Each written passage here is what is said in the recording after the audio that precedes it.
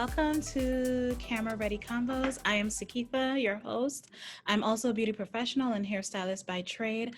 I use my gifts to provide a resource and build a platform for fellow creatives to succeed. Today, our guest is a lady named Pearl, and I will give her the opportunity to introduce herself to you guys, and we can get into our convo.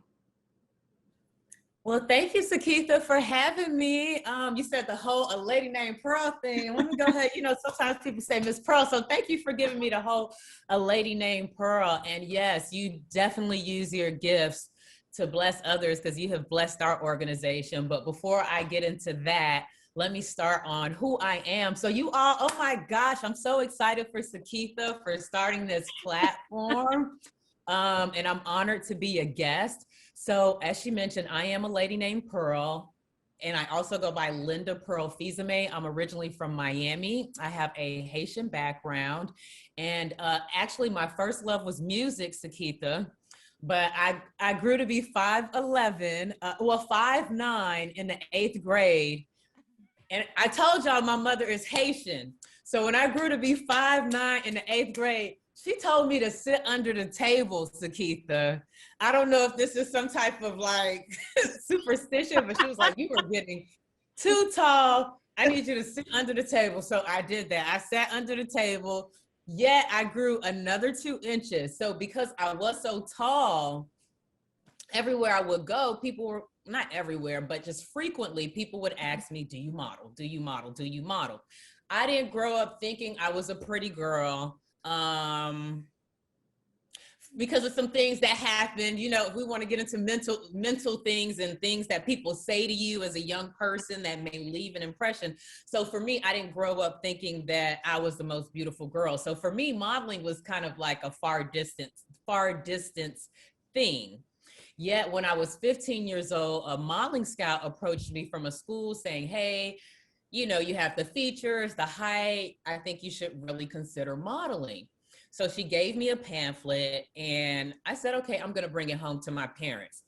Sakeitha, I come from a family of 8. So 6 kids, mother, father. We grew up in a 3-bedroom home, 1 bath, very, everything budgeted. So when I'm coming home with this pamphlet, modeling school, $1,000, I'm thinking they're going to say no, no, too much money, blah, blah, blah, blah. But they actually sat there, Sakeitha, my mother and father, they had a meeting. And at the time, so I'm the youngest of 8. Two of my siblings passed away in Haiti, and 4 came over. So I'm the youngest of 8. One of my older siblings was in the military. So they all came together, Sakeitha, to invest in this modeling school for me. Wow. So anyway, I did the modeling school. I don't mean to get emotional, but as I'm thinking about it, I'm like, dog, Yeah. So as I'm doing the modeling school, modeling, there's a lot of transferable skills. It builds confidence. It improves your posture. They taught us how to apply makeup, basic makeup. Mm-hmm. So anyway, it was a transformative experience for me. However, after I finished the modeling school, I didn't get selected by an agent. So I thought, okay, I'm not a model. This is not for me. Anyway, long story short, I did get that foundation and it stayed with me. When I got to college, I lost a significant amount of weight. I think I probably was 5'11" and 120 pounds or 125 pounds. So even more so now, because when I was in high school, I was an athlete, I was thicker. So I think I was like 140 pounds. And then in college, I became like 120. So doors started opening for me. I started doing like swimsuit calendars. And then I got signed to my first agency while I was in school in Tallahassee, in Miami. And I was doing music videos and different things like that. Let me see. Is my eyes still watering? I'm so sorry to your audience. I did an interview, not yesterday, the day before, and I was in tears. And I was like, you know what? Let me just have a little napkin just in case. Okay, you know what? I need to hear from because that is something I did not anticipate during this process. Yes, yeah. So But I this is why think, we getting it out. It is. yeah, I think I'm 90% recovered. Okay.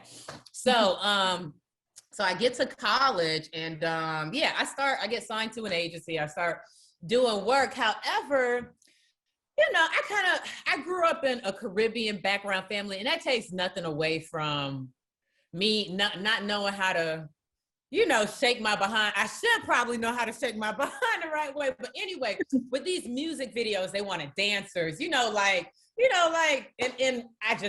I'm more elegant, more, so it started to become, is this really my thing? So when I tried to go to the Fords and the bigger agencies, they wouldn't take me. So long and behold, as I mentioned, music is my first love.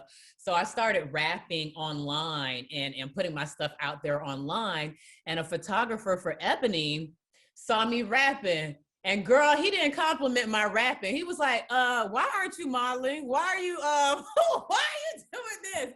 And I said, look, I tried modeling, Ford told me, and all of these major agencies told me I either had to lose weight or they had my look.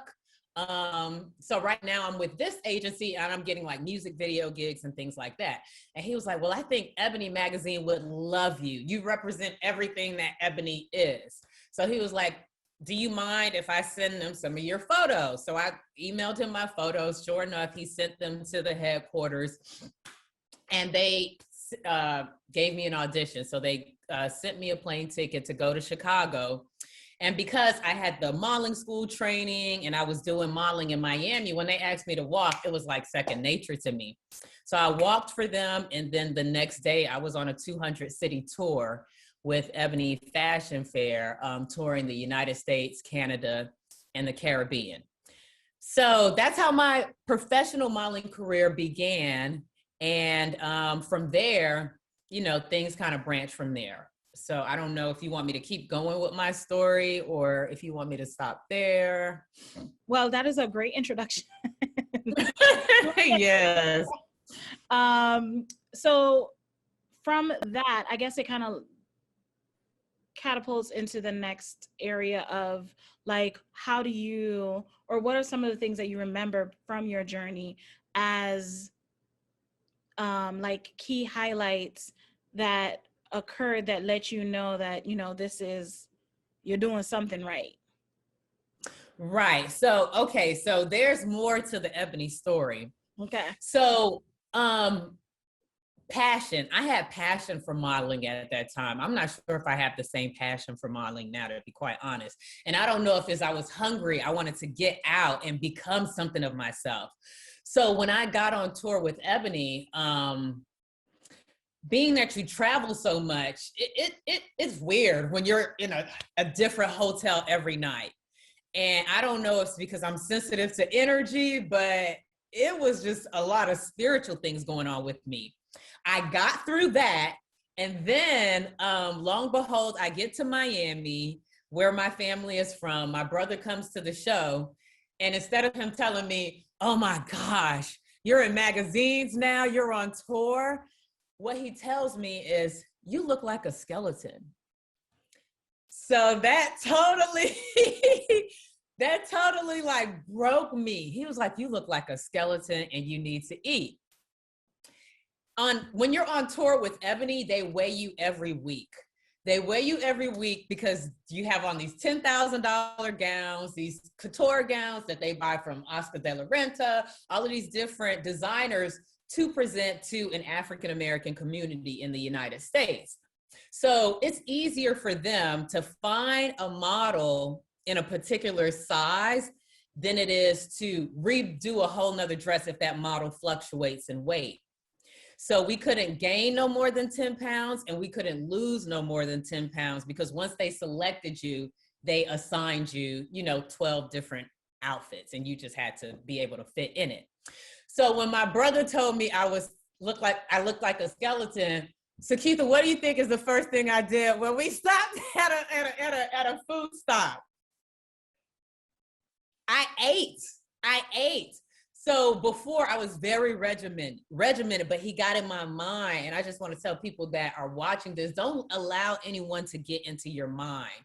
sometimes your family is the closest to you, so you allow them to get into your mind. And I did. So I just started eating. And then next weigh in, I was 3 pounds heavier. Next weigh in, I was 5 pounds heavier. Next weigh in, I was 7 pounds heavier. And they put me on probation. And then I was able to lose the weight, but I was doing these crazy diets. It didn't even feel like me, because at 125, I was regimented. But then I started eating crazy and doing grapefruit diets to, combat what was going on psychologically. So anyway, a month before the tour ended, they had to let me go, Sakeitha, because they said you're fluctuating too much in your weight. And the sad thing is so the point of this story, you asked me, what did I learn from that experience in that tour? One, when you're touring, it's not easy. So when you see these artists on stage, or you see all of these different people that tour the world to give you their art, it's not easy being in a different hotel in a different city every day, but you do get used to it. So I built the strength for that. I learned that. So traveling, I understand the nature of traveling. The other thing that I learned on tour is that never get comfortable. Even if you think you've made it, you always need to bring your best game, always, because you may think people around you are your friends or wanting to support you, but sometimes they're waiting to get your spot, So even if you've made it somewhere, always bring your A game and always act as if like you're still, I don't want to say how can I say it? Never get comfortable. That's another thing I learned. And then let me see. The last thing I learned is that, I went from here being in magazines to going all the way down back to Opelika. So the flight back from LA, which is where I got fired, and going back to Opelika, that 3-bedroom, 1-bath home that I told you all about, that 8 of us were living in, it just was like, oh my gosh. I felt it was high and I fell so low, but I needed that, because once you fall one time, you know how to pick yourself back up.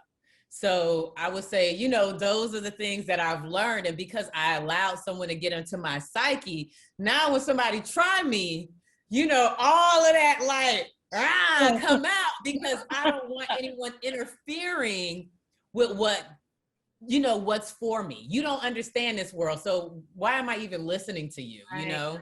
Yeah. So I would say those are the things that I learned from that experience.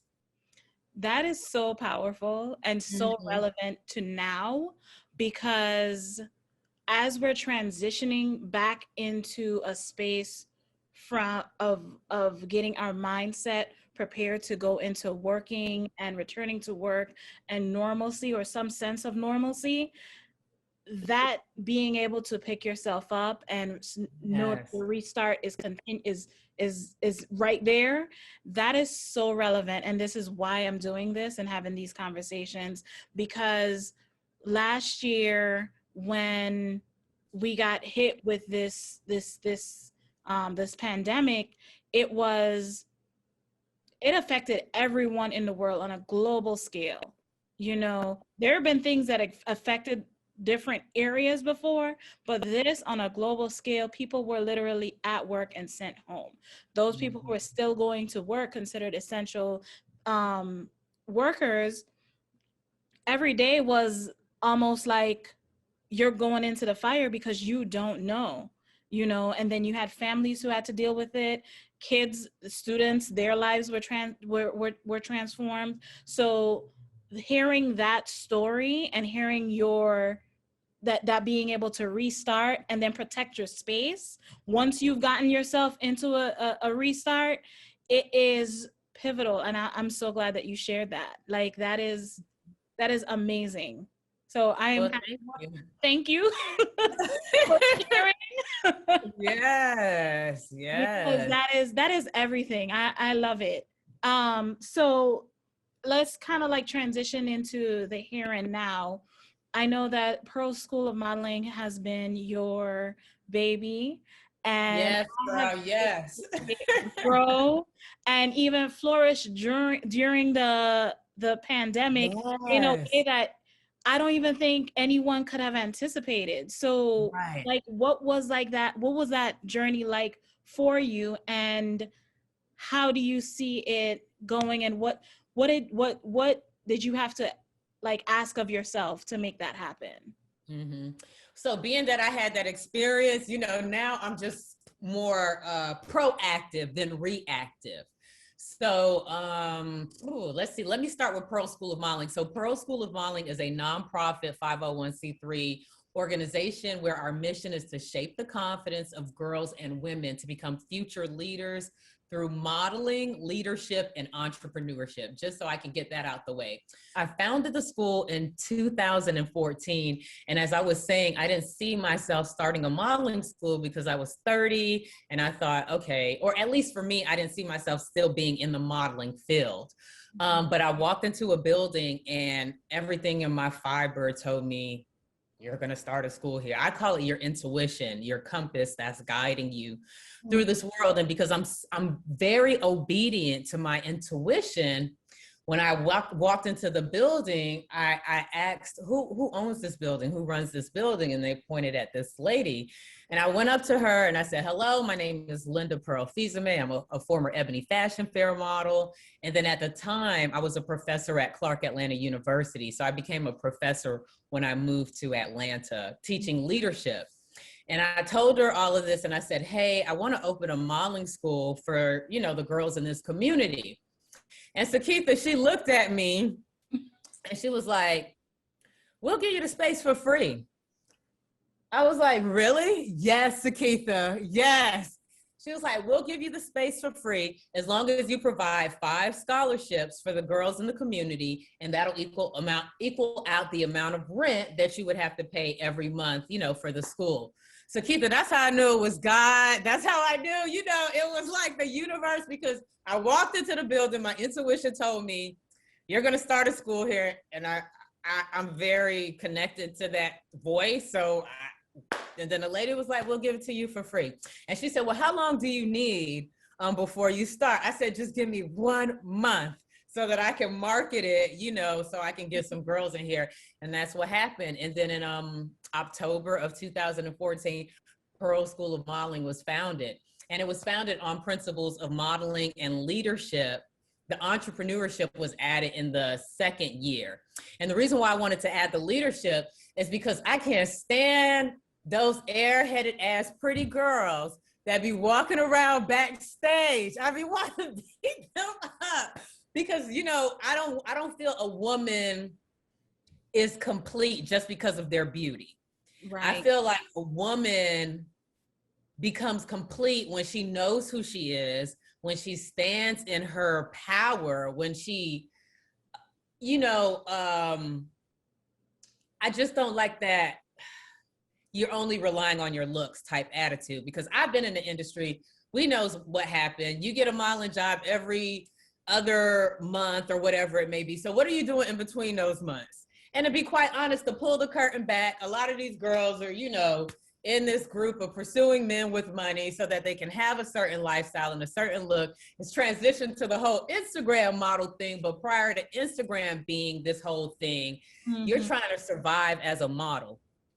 And I didn't want that for my girls. I wanted them to be able to start businesses, be able to sustain themselves as they're building their careers, whether they're models, singers, actors. You need something that's going to sustain yourself. And if you want to be successful in this industry, you have to be flexible. If there's a casting call that you need to go to, or you're right now, on a project that's it calls for 2 weeks. So, you can wait tables on the side and you can do all of these different things. But I try to teach them early, okay, what is your gift? God has given each one of us something that we're passionate about or something that we're really good at. We're going to teach you how to monetize that. So as you're building your career, you have something to sustain you. So it's all been a spiritual journey. And I'm thankful, Sakeitha, that you joined me and you helped me, as I was building this school, because when you're listening to your intuition, because my intuition told me to leave the job I was at.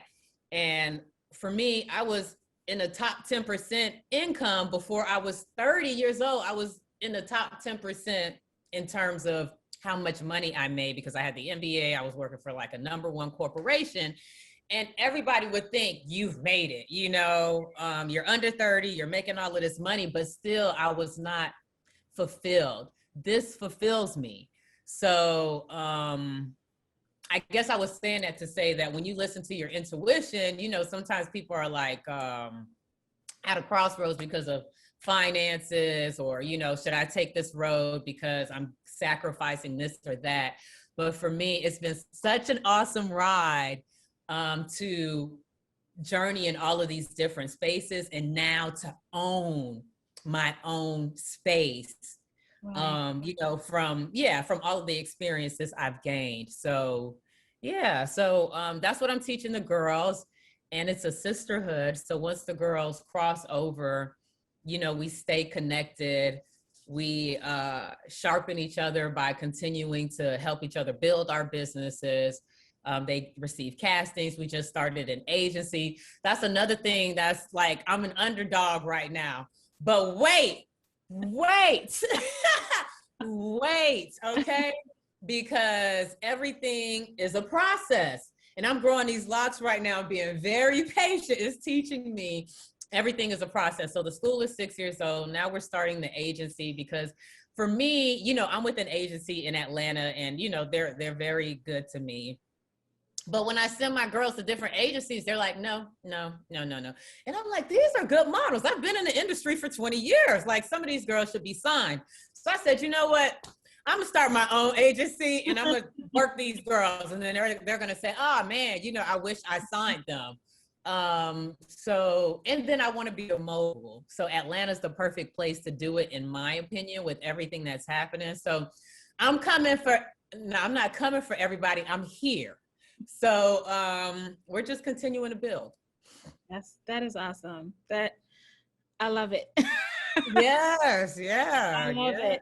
And what I am hoping to be able to do with this, and my goal is to have everyone grow together.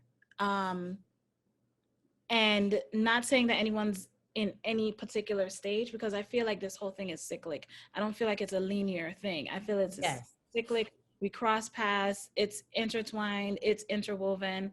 We are, you've been doing your nonprofit for 6 years, but now you're at the beginning of another phase, but it still builds on what you've been doing. So it's like, it is going to be, and you're going to transfer things from Pearl School of Modeling into this agency, so the opportunity is endless because it's always going to be cycling, and you're going to be able to get more people involved.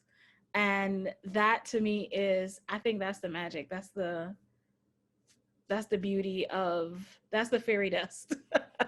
Yes, it is.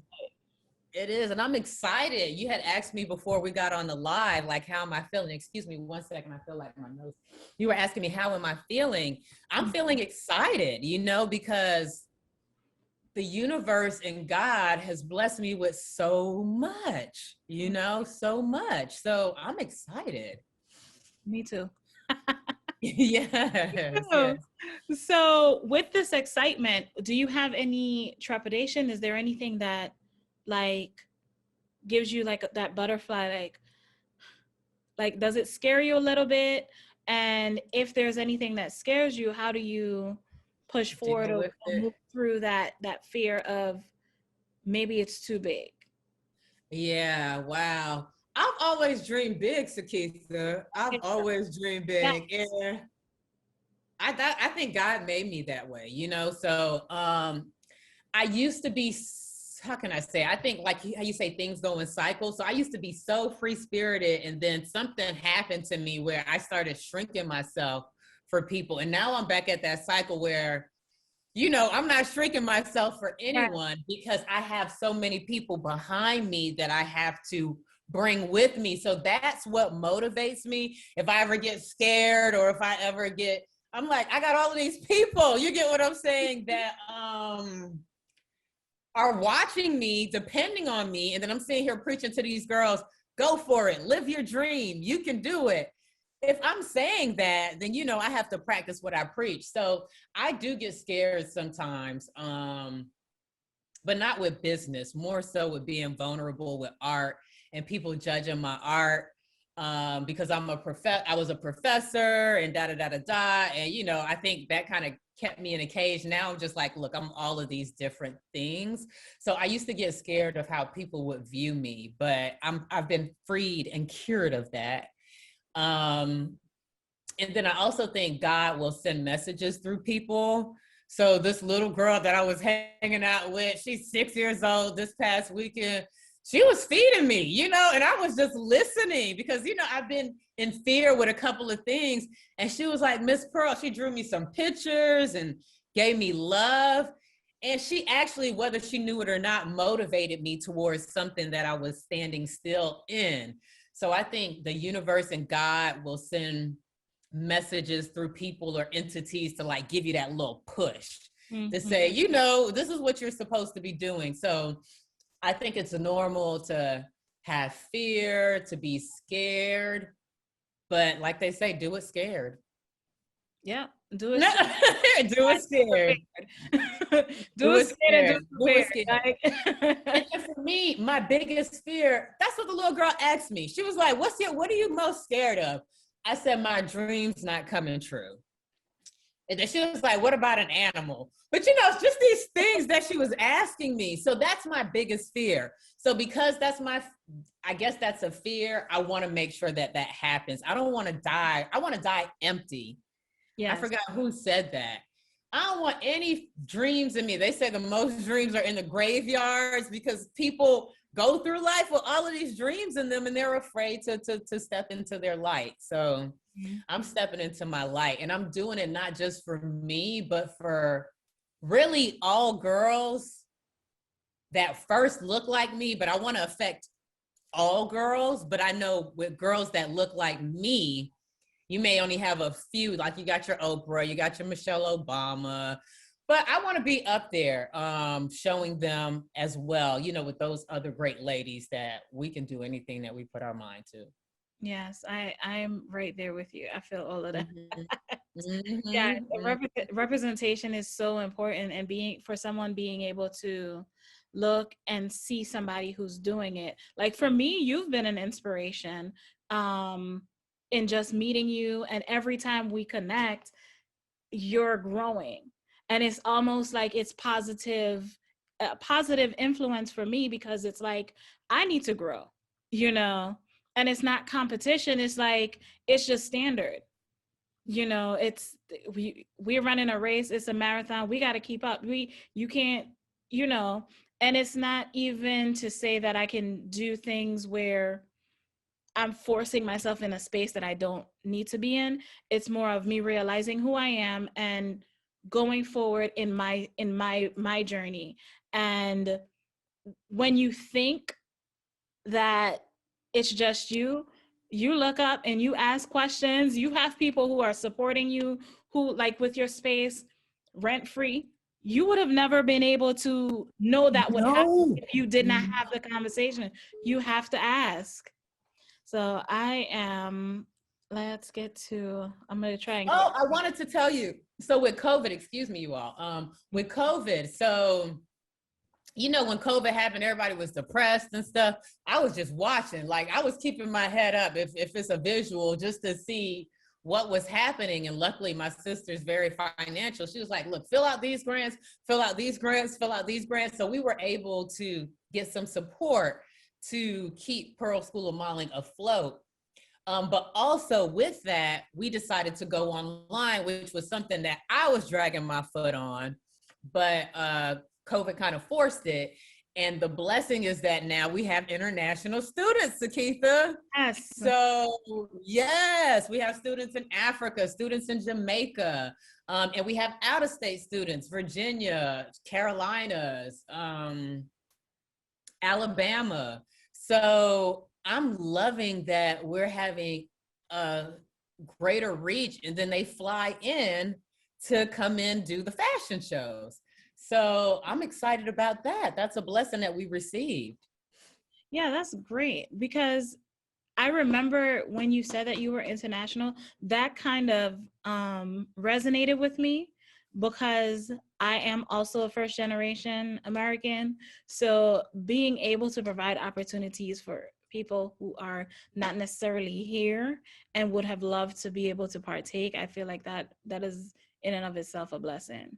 Mm-hmm. Yeah. Yeah, so I got sisters in different countries, and another part of me loves to travel. So the fact that we're growing internationally, is just God is just showing out. God is showing out. God is saying, "I got you." You know what I'm saying? Like Lauren Hill has this.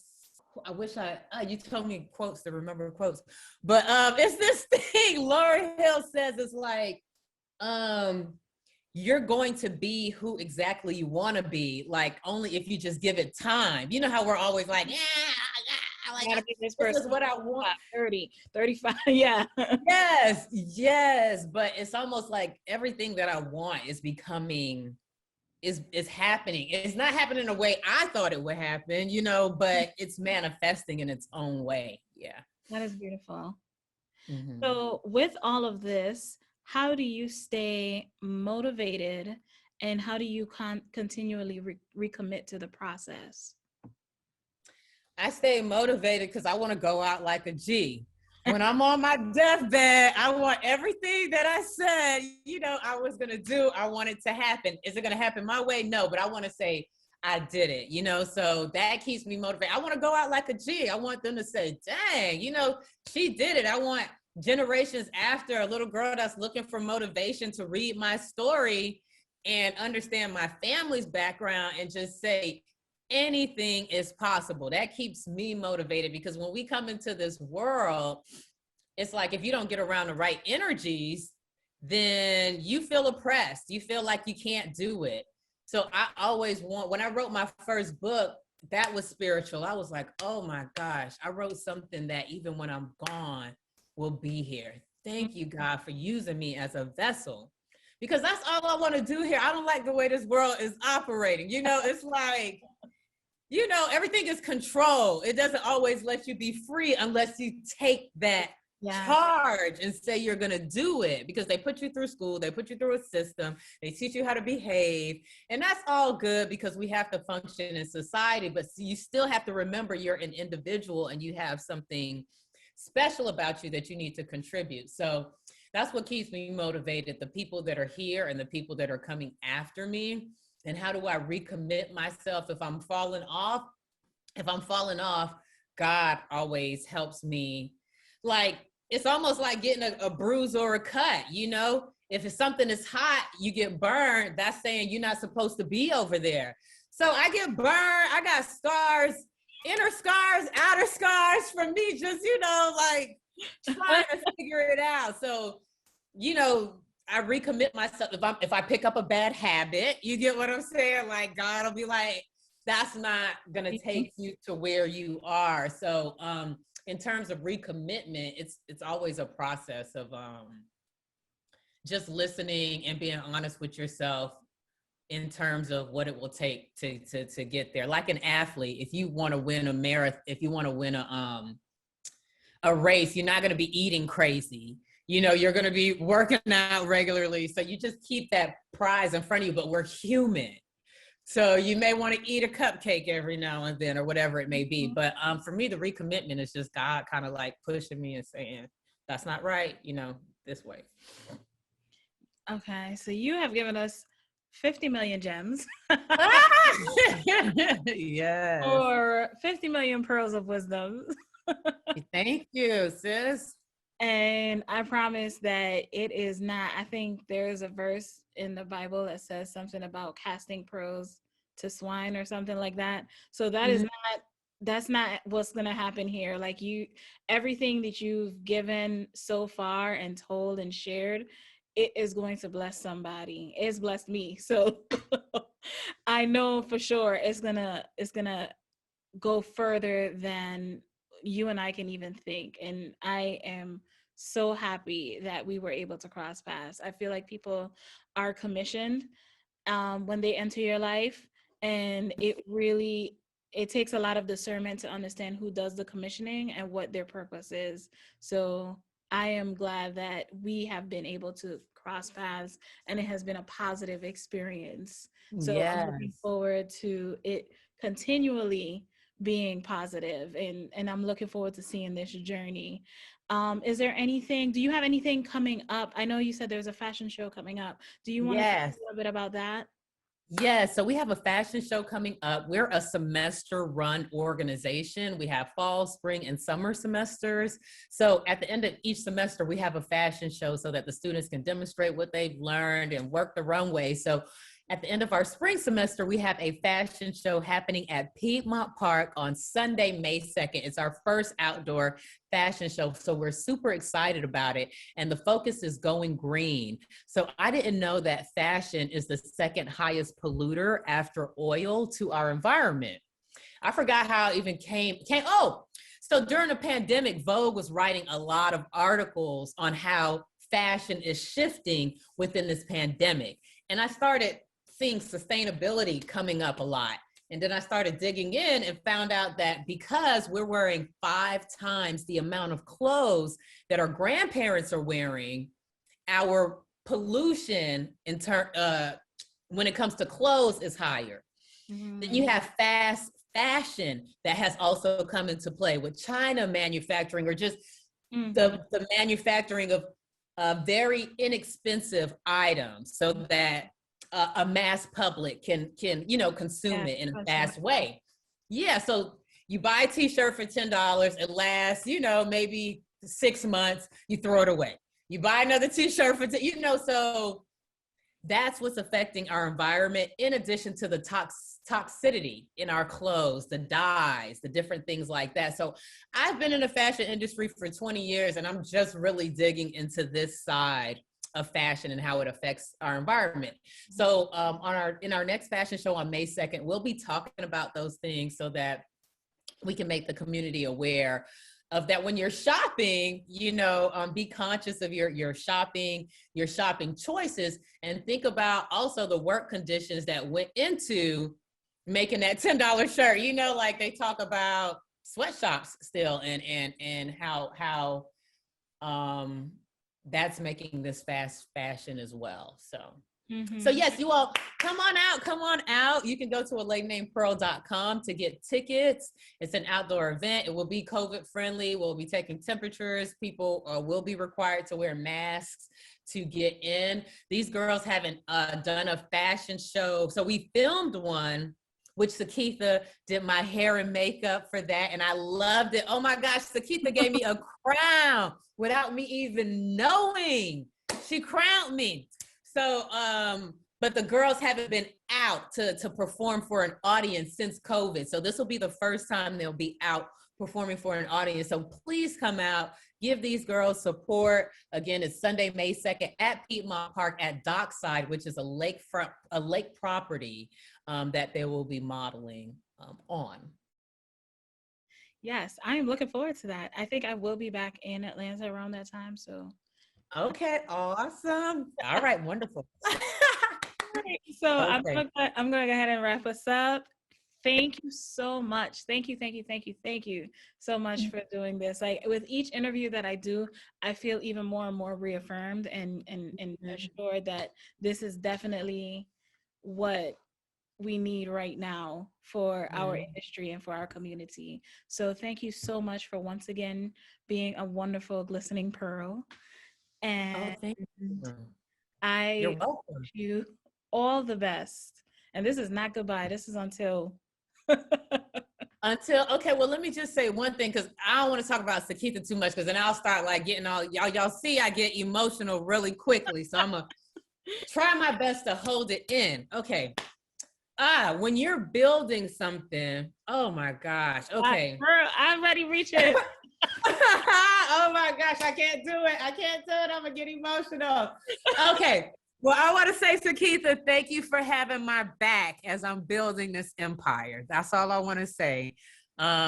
She's amazing. This audience that's listening, she has a heart of gold. I guess she gives it to the people that she feels, she should. But thank you. Okay, that's the last thing I want to say. Because when you're building something, you need people that are going to help you because you cannot carry it by yourself. So thank you. Thank you. Oh my gosh. Okay, so this is my second teary-eyed interview. So we can end on that. I just had to give you your flowers before we ended this Thank interview. You. Thank you. Thank you. I'm gonna go ahead and end the Yes. All right. Well, you have a great one, and then as well. Okay. All right. All right. Bye-bye.